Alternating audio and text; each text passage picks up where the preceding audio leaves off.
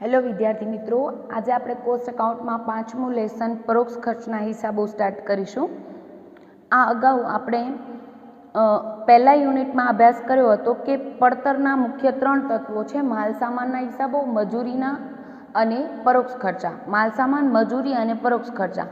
એ પૈકી માલસામાન માટે આપણે સેકન્ડ યુનિટમાં અભ્યાસ કર્યો માલસામાનના હિસાબો, થર્ડ યુનિટમાં આપણે અભ્યાસ કર્યો મજૂરીના હિસાબો અંગે, અને અત્યારે વાત કરશું આપણે પરોક્ષ ખર્ચના હિસાબો અંગે.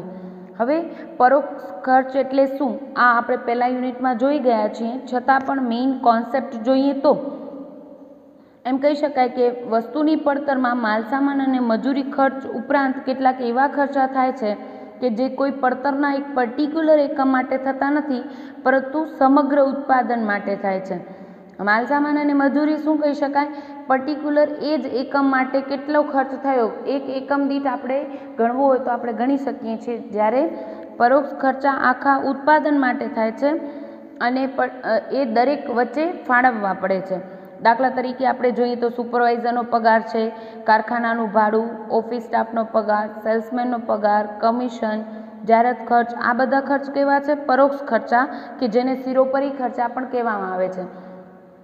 હવે સુપરવાઇઝરનો પગાર છે તો એ એમ ના કહી શકાય. દાખલા તરીકે આપણે ઉદાહરણ જોયું હતું કે તમારી કોઈ પણ કાપડનો ઉદ્યોગ હોય તો એવા સમયે કાપડનો ઉત્પાદન કરતા વ્યક્તિની મજૂરી, એ શું કહેવાય, કર્મચારીની મજૂરી ચૂકવવામાં આવે તો એ કેટલી કુર્તી એને બનાવી અથવા તો પર્ટિક્યુલર કેટલા શર્ટ એને સીવ્યા, તો એ દરજીને જે આપવામાં આવે છે એ મજૂરી કે પગાર આપણે પર્ટિક્યુલર એક એકમ માટે કેટલો એ આપણે ફાળવી શકીએ. જ્યારે પરોક્ષ ખર્ચા, દાખલા તરીકે આપણે વાત કરીએ સુપરવાઇઝરનો પગાર, તો એ ઉત્પાદન સાથે સીધી રીતે સંકળાયેલ નથી. મેં તમને વ્યાખ્યા સમજાવી ત્યારે પણ આ વાત કરેલી કે પ્રત્યક્ષ ખર્ચા એટલે એવા ખર્ચા જે ઉત્પાદન સાથે સીધી રીતે સંકળાયેલા છે. મજૂરી કેટલી ચૂકવી તો એક એકમ માટે કેટલી આઈડેન્ટિફાય કરી શકાય છે, ઓળખી શકાય છે. જ્યારે પરોક્ષ ખર્ચા એટલે એવા ખર્ચા જે પર્ટિક્યુલર એક એકમ માટે ઓળખી શકાતા નથી, સમગ્ર ઉત્પાદન માટે થાય છે. એટલે પછી આપણે શું કરવું પડે છે, 50 એકમો બન્યા તો એ 50 એકમો વચ્ચે અથવા તો અલગ અલગ વિભાગ વચ્ચે આપણે ફાળવણી કરવી પડે છે, જે આ ચેપ્ટરમાં આપણે અભ્યાસ કરીશું. હવે પરોક્ષ ખર્ચના સામાન્ય સિદ્ધાંતોની હું વાત કરું તો એક તો એ કુલ હોય છે, એટલે કે સમગ્ર ઉત્પાદન આખા વ્યવસ્થા તંત્ર માટે કેટલા ખર્ચ થયા એ ખબર હોય. દાખલા તરીકે હું વાત કરું કારખાનાનું ભાડું, તો કારખાનાનું ભાડું તમે ચૂકવ્યું છે. હવે કારખાનામાં 3 વિભાગ હોય તો ત્રણેય વિભાગને આપણે ખર્ચો ફાળવવો પડે. આમ પરોક્ષ ખર્ચની ફાળવણીના પ્રશ્ન અંગે આપણે આ ચેપ્ટરમાં ભણશું. અને આ ચેપ્ટરમાં મહત્ત્વના દાખલાઓમાં 2 ટાઈપના દાખલા આવે છે. એક તો પરોક્ષ ખર્ચની ફાળવણીને લગતા દાખલા, અને બીજું મજૂર કલાકો અથવા તો યાંત્રિક કલાક દર તમને ગણવાનો હોય એવા દાખલા. એમાં પહેલામાં આપણે જોવું પડે ફાળવણીના આધારો કયા. પહેલી રીત આજે આપણે શીખશું કે પર્ટિક્યુલર પરોક્ષ ખર્ચા કઈ રીતે ફાળવવામાં આવે છે. ક્લિયર? તો એક તો એ ફાળવવા પડે અલગ અલગ વિભાગો વચ્ચે, જેટલો લાભ જે વિભાગને મળ્યો હોય એ રીતે. દાખલા તરીકે સુપરવાઇઝરનો પગાર છે તો એક વિભાગમાં 100 કર્મચારી છે અને બીજા વિભાગમાં 50 કર્મચારી છે, તો એ બંને ઉપર એને જે નિરીક્ષણ કાર્ય કર્યું એનો પગાર છે એ 2:1 પ્રમાણમાં બંને વિભાગો વચ્ચે ફાળવી દેવામાં આવે. આ અંગેની ડિટેલ ચર્ચા આપણે નેક્સ્ટ લેક્ચરમાં કરશું કે કયા આધારે આપણે ફાળવણી કરવી. મેઇન સિદ્ધાંત છે એની ફાળવણી કરવી પડે. બીજી વાત કરીએ તો નાના નાના જે ખર્ચાઓ છે એ પ્રત્યક્ષ ખર્ચાઓ હોય. દાખલા તરીકે સ્ક્રૂ છે, નટ, બોલ્ટ વગેરે જેવા નાના નાના ખર્ચા હોય એ પ્રત્યક્ષ ખર્ચા હોય તો પણ એને પરોક્ષ ખર્ચા તરીકે કન્સિડર કરવામાં આવે છે. પરોક્ષ ખર્ચમાં મૂડી પ્રકારના ખર્ચનો સમાવેશ થતો નથી, તેમજ ઘણા બધા એવા ખર્ચા હોય જે પડતર સાથે સંબંધિત નથી તો એને પરોક્ષ ખર્ચમાં ગણવામાં આવતા નથી. દાખલા તરીકે હું વાત કરું તો લોન પરનું વ્યાજ છે, દાનની રકમ છે, લવાજમ પે કર્યો, આવા ખર્ચા છે એ પડતર સાથે સંબંધિત ખર્ચા નથી તો એને પરોક્ષ ખર્ચમાં ગણતરીમાં લેતા નથી. હવે વાત કરીએ પરોક્ષ ખર્ચનું પ્રકારોની વાત કરીએ અથવા તો એનું વર્ગીકરણ જોઈએ તો 3 પ્રકારે પરોક્ષ ખર્ચનું વર્ગીકરણ કરી શકીએ આપણે: કાર્યાનુસાર વર્ગીકરણ, પડતરના તત્વ મુજબ વર્ગીકરણ અને એના વર્તણૂકના આધારે કે એના ગુણના આધારે વર્ગીકરણ. આ વસ્તુ આપણે યુનિટ 1માં શીખી ગયા હતા, છતાં પણ આપણે અમુક જે આ ચેપ્ટર રિગાર્ડિંગ ચર્ચા છે એ કરીશું. પહેલું છે કાર્યાનુસાર વર્ગીકરણ કરીએ તો પરોક્ષ ખર્ચના 3 પ્રકાર પાડી શકાય. કાર્ય મુજબ કારખાનામાં જે ખર્ચ કરવામાં આવ્યો હોય એને કારખાના પરોક્ષ ખર્ચ કહીશું. ઓફિસનો ખર્ચ કરવામાં આવ્યો હશે એને આપણે ઓફિસ ખર્ચ કહીશું. અને વેચાણ માટે ખર્ચા કરવામાં આવ્યા હશે તો વેચાણ વિતરણ પરોક્ષ ખર્ચા કહીશું. દાખલા તરીકે જાહેરાતનો ખર્ચ હોય તો એને આપણે શું કહીશું? વેચાણ વિતરણનો ખર્ચ. એમ ઓફિસમાં સ્ટેશનરીનો ખર્ચ હશે તો એને આપણે ઓફિસ પરોક્ષ ખર્ચ કહીશું. કારખાનાનું ભાડું હશે તો આપણે એને કારખાના પરોક્ષ ખર્ચ તરીકે ઓળખીશું. પછી છે પડતરના તત્વો મુજબ વર્ગીકરણ, માલસામાન, મજૂરી અને પરોક્ષ ખર્ચા, જેની ચર્ચા આપણે ઓલરેડી લઈ ગયા છીએ. હવે વાત કરીએ મહત્વની, વર્તણૂક પ્રમાણે વર્ગીકરણ કરીએ પરોક્ષ ખર્ચાનું તો 3 રીતે વર્ગીકૃત કરી શકીએ. સ્થાયી ખર્ચા એટલે કે સ્થિર ખર્ચા, ચલિત ખર્ચા અને અર્ધચલિત ખર્ચા. આ ઓલરેડી ચેપ્ટર 1માં થિયરી સેક્શનમાં આપણે ભણી ગયા છીએ, પણ આજનો દાખલો આ લેક્ચરમાં આ અંગેનો દાખલો આપણે કરવાના છીએ એટલે ચર્ચા લેશું. સ્થિર ખર્ચ એટલે નામ પ્રમાણે જે સ્થિર રહે છે, પર્ટિક્યુલર સમયગાળા દરમિયાન જે ખર્ચ સ્થિર રહે છે એને આપણે કહીશું સ્થિર ખર્ચા. ઉત્પાદન વધતા નથી અને ઉત્પાદન ઘટતા નથી એવા ખર્ચાઓને આપણે સ્થિર ખર્ચ કહીએ છીએ. દાખલા તરીકે કારખાનાનું ભાડું. હવે વાત કરી કારખાનાનું ભાડું છે તો દર મહિને સપોઝ કે મને કારખાનાનું ભાડું 10,000 ચૂકવવું પડે છે તો હું ઉત્પાદન 1,000 એકમો કરીશ એક મહિનામાં, કે ઉત્પાદનના એકમો વધારીને 5,000 એકમોનું ઉત્પાદન કરીશ, કે વધારીને 10,000 એકમોનું ઉત્પાદન કરીશ. મારે તો મહિનામાં કમ્પલસરી કારખાનાનું ભાડું કેટલું ચૂકવવું પડશે? 10,000 જ ચૂકવવું પડશે. તો આને કહેવાય સ્થિર ખર્ચ. જે ઉત્પાદન વધવાથી વધતા નથી અને ઉત્પાદન ઘટવાથી ઘટતા નથી એવા ખર્ચને આપણે સ્થિર ખર્ચ કહીએ છીએ. પછી આવે ચલિત ખર્ચ. ચલિત ખર્ચ કોને કહેવાય? તો કે જે ઉત્પાદન વધવાથી જે ખર્ચા વધે છે અને ઉત્પાદનમાં ઘટાડો થાય તો જે ખર્ચા ઘટી જાય એને આપણે શું કહીશું? ચલિત ખર્ચા કહીશું. દાખલા તરીકે માલસામાન, મજૂરી જેવા ખર્ચા આપણે શું કહીએ? ચલિત ખર્ચા છે. હવે હું વાત કરું, આ પેન છે તો પેનમાં આ કેપનો ખર્ચ છે તો એ માલસામાનનો ખર્ચ કેવો કહેવાય? ચલિત ખર્ચ કહેવાય. હવે 1,000 બોલપેન બનાવવામાં આવે તો સપોઝ કે આ કેપનો ખર્ચો 50 પૈસા આવતો હોય તો કેટલો ખર્ચ થશે? કુલ એક એકમનો 50 પૈસા. એવા 1000 એકમો બનાવવામાં આવે તો 500 રૂપિયા ખર્ચ થશે. ઉત્પાદન વધારીને ડબલ કરી નાખું એટલે કે 2,000 એકમો બનાવું બોલપેનના તો 50 પૈસા લેખે મને કેપનો ખર્ચ કેટલો થશે? સોરી, અહીંયા 500, મારી મિસ્ટેક. અને અહીંયા થઈ જશે 1000. 2,000 ગુણ્યા 50 પૈસા કરીએ એટલે 1,000 રૂપિયા ખર્ચ. એટલે ઉત્પાદનમાં ડબલ કરવામાં આવ્યું ત્યારે જે ખર્ચા ડબલ થઈ ગયા એને આપણે કહીશું ચલિત ખર્ચા. ઉત્પાદન વધતા વધે અને ઉત્પાદન ઘટતા ઘટે. દાખલા તરીકે અહીંયા ઉત્પાદન અડધું કરી નાખું એટલે 1000 એકમોની જગ્યાએ 500 એકમો બનાવીશ તો પણ 50 પૈસા લેખે 500 ગુણ્યા 50 પૈસા એટલે 250 રૂપિયા. ઉત્પાદન અડધું થાય તો જે ખર્ચો પણ અડધો થાય એને કહેવાય ચલિત ખર્ચ. ક્લિયર છે? જેટલા પ્રમાણમાં ઉત્પાદન વધે એટલા જ પ્રમાણમાં વધે છે. આ પણ મહત્વનો ટોપિક. જ્યારે અર્ધચલિત ખર્ચામાં આવું નથી હોતું. અહીંયા શું હોય છે? ચલિત ખર્ચમાં ઉત્પાદન વધતા વધે અને ઉત્પાદન ઘટતા ઘટે એ ખર્ચને આપણે ચલિત ખર્ચ કહીએ છીએ. પણ વધારો કે ઘટાડો કયા પ્રમાણમાં હોય છે? જેટલા પ્રમાણમાં ઉત્પાદન વધશે એટલા જ પ્રમાણમાં ખર્ચ પણ વધશે.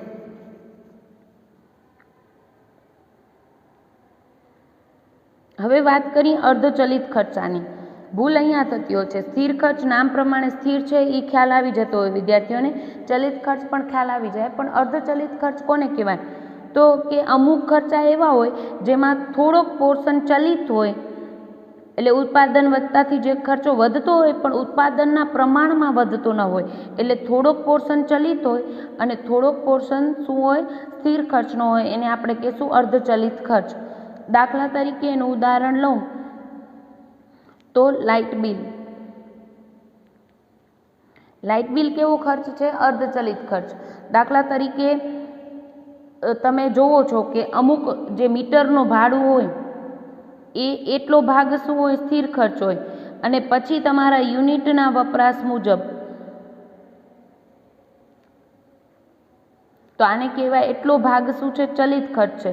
મીટરનું ભાડું તો તમે સપોઝ કે 2 મહિના માટે બહાર ગામ જાઓ છો તો પણ થોડુંક તો લાઇટ બિલ આવશે જ. એ શું હશે? મીટરનું ભાડું, એટલે કે સ્થિર ખર્ચ. તમે યુનિટનો વપરાશ કર્યો કે ન કર્યો, તમે વીજળી ચાલુ કરી કે ન કરી, થોડુંક તો ભાડું, મીટર ભાડું તો પે કરવું પડશે. એને કહેવાય સ્થિર ખર્ચ. એટલે એટલું પ્રમાણ સ્થિર છે અને બાકીનું તમે યુનિટ બાળો છો, જેટલા યુનિટ તમે વપરાશ કર્યો હશે એ મુજબ યુનિટ દીઠ તમારે ચૂકવવા પડે એટલું ચલિત. એટલે આ બંનેનું પ્લસ થઈને તમને લાઇટ બિલ આવે છે. એટલે લાઇટ બિલનો ખર્ચ કેવો કહેવાય? અર્ધચલિત ખર્ચ કહેવાય.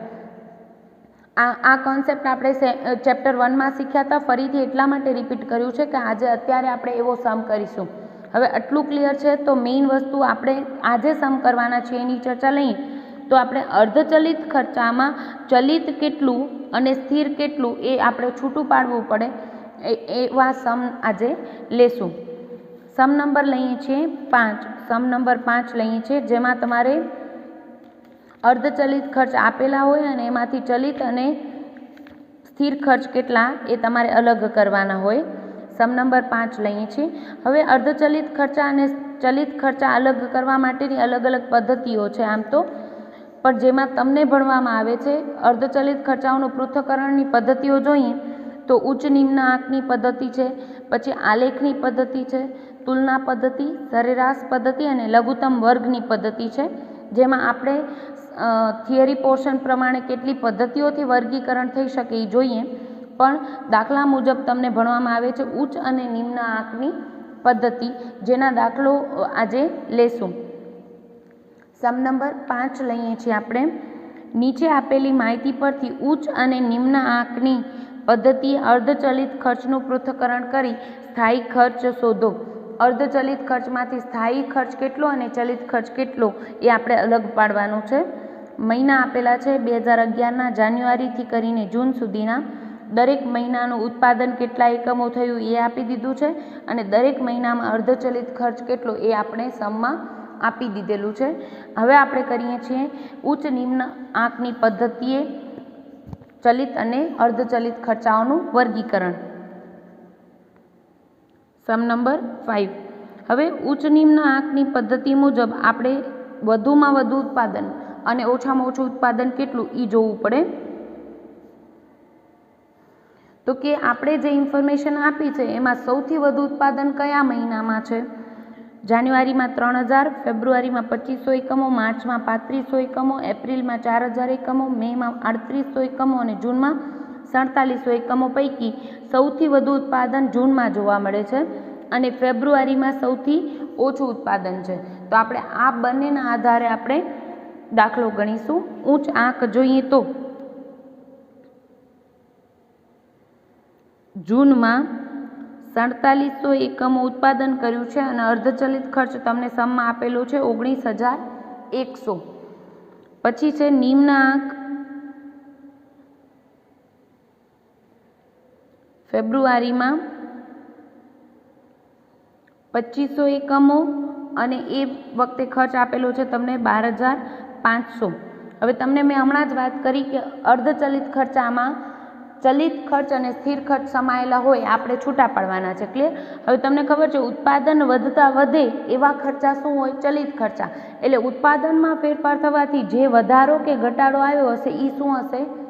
ચલિત ખર્ચ. એટલે ચલિત ખર્ચ આના આધારે આપણે શોધી લેશું. જે તફાવત આવ્યો છે એ ચલિત ખર્ચના કારણે હશે. જોઈએ તો 2200 એકમોનો તફાવત આવે છે અને ખર્ચમાં તમારો આવે છે 6600 રૂપિયાનો તફાવત. તો આ જે ઉત્પાદન વધતા વધી ગયા એ ખર્ચાને આપણે શું કહીએ? ચલિત ખર્ચા. એકમ દીઠ ચલિત ખર્ચ શોધી લેશું. કારણ કે ચલિત ખર્ચા એકમ દીઠ સ્થિર રહે. દરેક એક એકમનો ખર્ચો 50 પૈસા કેપનો ખર્ચો હોય તો 50 પૈસા જ રહેશે. એટલે આપણે એકમ દીઠ ચલિત ખર્ચ શોધી લેશું. કુલ એકમ દીઠ ખર્ચ કેમ શોધાય? કુલ ખર્ચ ભાગ્યા એકમો, એટલે તમને મળશે 3 રૂપિયા ચલિત ખર્ચ. દરેક એકમોમાં 3 રૂપિયા ચલિત ખર્ચ છે તો બાકીનો શું છે? સ્થિર ખર્ચ છે. કોઈ પણ એક લઈને આપણે કરી જોઈએ. વારાફરતી જ લેતા જઈએ છીએ. જાન્યુઆરી મહિનામાં આપણે તમને આપેલું છે અર્ધચલિત ખર્ચ ટોટલ આપેલું છે 14000 રૂપિયા.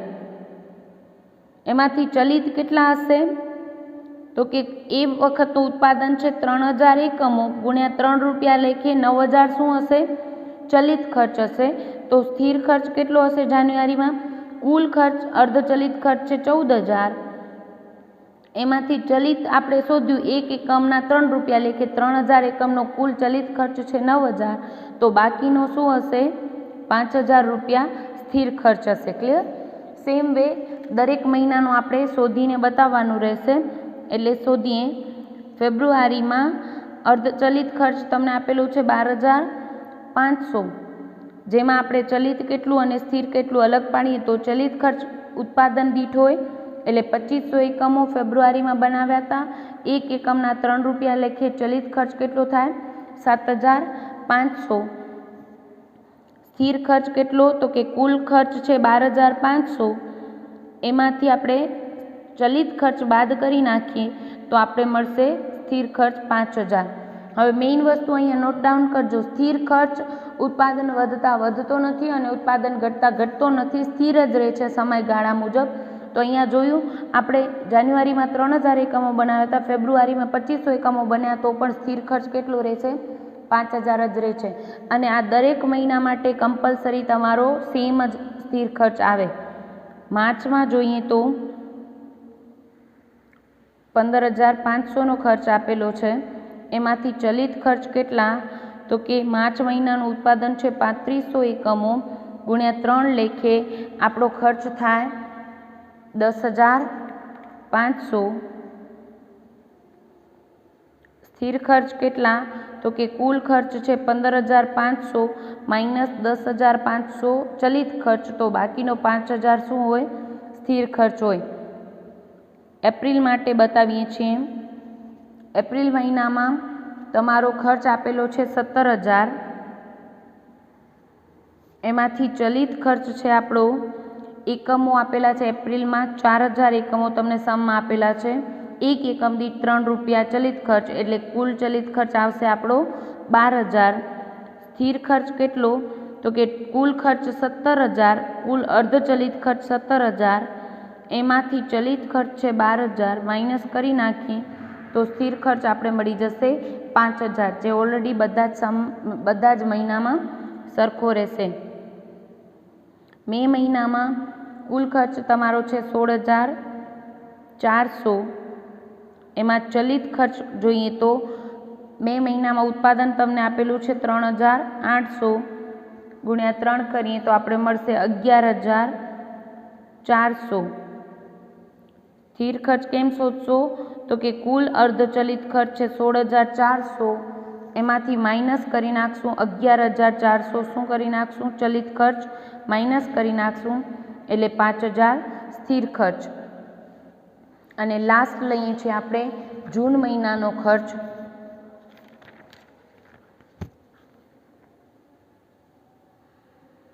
જૂન મહિનામાં તમને કુલ ખર્ચ આપ્યો છે અર્ધચલિત ખર્ચ 19100 એમાંથી ચલિત ખર્ચા છે આપણા કુલ ઉત્પાદન 4700 એકમો ગુણ્યા 3 લેખે તમને મળશે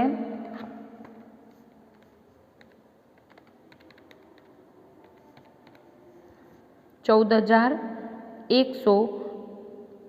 સ્થિર ખર્ચ કુલ અર્ધચલિત ખર્ચમાંથી ચલિત ખર્ચ આપણે માઇનસ કરી નાખશું 14100 એટલે મળશે 5000 રૂપિયા સ્થિર ખર્ચ। ક્લિયર। આ ટાઈપનું ઉદાહરણ એક જ છે બીજા કોઈ સમ આ ટાઈપના નથી। ઉદાહરણ 1 એ તમને આજનું હોમવર્ક રહેશે સેમ જ છે 6 મહિનાની તમને ઇન્ફોર્મેશન આપેલી છે અને તમારે અર્ધચલિત ખર્ચ અને ચલિત ખર્ચ અલગ કરવાના છે। હવે આપણે દરેક મહિના પ્રમાણે કર્યું એમ ઘણીવાર તમે પત્રક સ્વરૂપે દર્શાવવું હોય તો પણ તમે દર્શાવી શકો છો। સ્થિર ખર્ચ અને ચલિત ખર્ચ દર્શાવતું પત્રક મહિના ઉત્પાદનના કેટલા એકમો છે કુલ અર્ધચલિત ખર્ચ કેટલો છે એમાંથી એકમ દીઠ એકમો ગુણ્યા એકમ દીઠ ચલિત ખર્ચ આપણે કરીએ એટલે ચલિત ખર્ચ અને સ્થિર ખર્ચ કેટલો એ આપણે સ્ટેટમેન્ટ દ્વારા પણ દર્શાવી શકીએ છેલ્લે। પણ સ્થિર ખર્ચ દરેક મહિનામાં સ્થિર રહેશે અને ચલિત ખર્ચ દરેક એકમ દીઠ એ જ રહેશે। ક્લિયર છે આટલું। હવે આ ટાઈપનો એક ટ્રિકી સમ છે જે વિદ્યાર્થીઓ ભૂલ કરતા હોય છે એ આજે લઈ લઈએ પછી નેક્સ્ટ મેથડ આપણે આવતા લેક્ચરથી કન્ટિન્યુ કરશું. સમ નંબર લઈએ છીએ 31, 31મું સમ નંબર 31. 2000 એકમોના ઉત્પાદનની પડતર નીચે મુજબ આપેલી છે. માલ સામાન 60,000, મજૂરી 40,000, સિરોપરી ખર્ચા જેમાં સ્થિર પરોક્ષ ખર્ચામાં સ્થિર અને ચલિત ભેગા એટલે અર્ધચલિત ખર્ચ કીધા છે તમને 20,000. ક્લિયર. પછી કીધું છે કંપની 5,000 એકમોનું ઉત્પાદન કરીને 80 લેખે વેચી 1,09,000નો નફો કરે છે તો સ્થિર અને ચલિત સિરોપરી ખર્ચ શોધો. હવે બેન વિદ્યાર્થીઓ ભૂલ ક્યાં કરતા હોય છે, ઇન્ફોર્મેશન શું આપેલી છે એ જ જોતા નથી.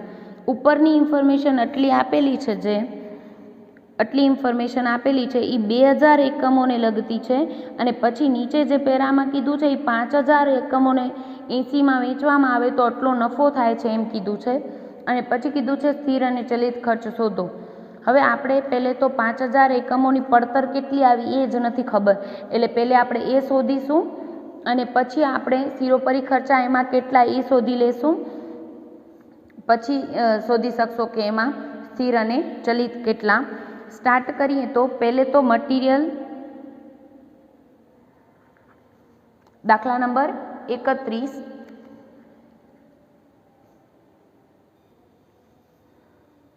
હવે તમને ખબર છે કે માલસામાન પડતરમાં 3 તત્વો હોય: માલસામાન, મજૂરી અને પરોક્ષ ખર્ચા. ક્લિયર. હવે માલસામાન અને મજૂરી તો કેવા છે? ચલિત ખર્ચ છે, એટલે ઉત્પાદન વધતા વધી ગયા હશે. ક્લિયર. એટલે એ એકમ દીઠ સરખા જ રહેશે. જ્યારે પરોક્ષ ખર્ચ છે એ અર્ધચલિત ખર્ચ છે એમ તમને કીધું છે. તો માલસામાન અને મજૂરી એક એકમ દીઠ કેટલા થયા એ શોધી લઈએ. તો 2000 એકમોમાં પણ એટલા એકમ દીઠ હશે અને 5,000 એકમોમાં પણ એટલા જ હશે. એટલે તમને બ્રેકેટમાં અહીંયા આવું લખી નાખવાનું અથવા તો ગણતરી દર્શાવી દેવાની. ઘણીવાર એ લોકો વિદ્યાર્થીઓ આઈડેન્ટિફાઈ નથી કરી શકતા. બધી પડતર આવે એ બધું પરોક્ષ ખર્ચ નથી, એમાં માલસામાન અને મજૂરી પણ હશે જે આપણે જોઈ લેવા પડે. તો જે 2000 એકમોના જે આપ્યા છે એ ડેટાના આધારે આપણે એકમ દીઠ માલસામાન અને મજૂરી ખર્ચ કેટલો એ શોધી લઈએ. માલસામાન 2000 એકમો માટે કીધું હતું કુલ 60,000 રૂપિયા. તો માલસામાન એક એકમ દીઠ કેટલો વપરાયો કહેવાય? 30 રૂપિયા, જે તમને આપેલું નથી એટલે તમે ભૂલ કરતા હો છો.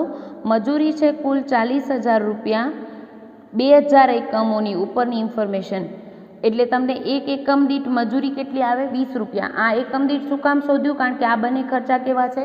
ચલિત ખર્ચા છે. અને બાકીના તમને પરોક્ષ ખર્ચા કીધા છે એ લોકોએ 20,000. આ ત્રણેય ડિટેલ્સ એની હતી 2000 એકમોની. હવે તમને ઇન્ફોર્મેશન આપી છે 5,000 એકમોની. 5,000 એકમોમાં તમને કીધું છે કે 80 રૂપિયામાં વેચવામાં આવે તો વેચાણ કુલ કેટલું થાય આપણું? 5,000 ગુણ્યા 80 કરીએ એટલે આપણે મળે 4 લાખ રૂપિયા. ક્લિયર. હવે એમાંથી નફો બાદ કરી નાખીએ એટલે આપણે પડતર મળી જાય. નફો કીધો છે એ લોકોએ 1,09,000 નફો થાય છે. બાદ કરી નાખીએ એટલે આપણે મળશે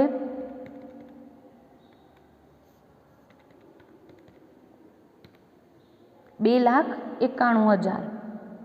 2,91,000 શું મળી? પડતર. આ કુલ પડતર મળી છે. કુલ પડતરમાં માલસામાન, મજૂરી અને પરોક્ષ ખર્ચા ત્રણેય સમાયેલા હોય. આ વસ્તુ ભૂલાય નહીં. માલસામાન, મજૂરી અને પરોક્ષ ખર્ચ ત્રણેય સમાયેલા હોય.